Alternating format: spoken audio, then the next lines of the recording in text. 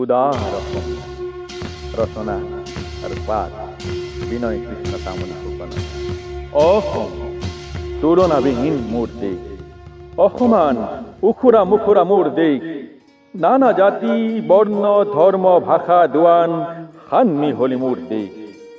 তথাপিও সমান, তথাপিও সকলোৰে মুখত মৰমৰ টান, জনাব জানে পৰস্পৰ সন্মান।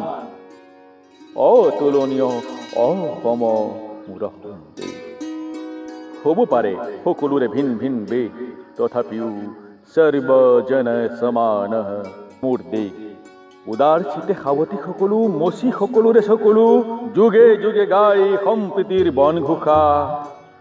আজান কেৰল ঐনিতম বিহু বাগুৰুম্বা ঝুমৈ, গায় একতাৰ বৃন্দ গান, বৈ আছে লৈ চিৰপ্ৰবাহমান।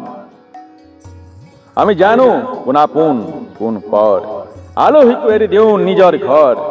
অতিথি পৰায়ণ আমি, নৰ আমাৰ নাৰায়ণ। সেই বুলি খুৱাই দিব খোজোতে কামুৰিব খুজিলে আঙুলি, আমিও জানো আমাৰো আছে কাণ তলিয়াত দাঁত সৰুৱাব পৰা হাত।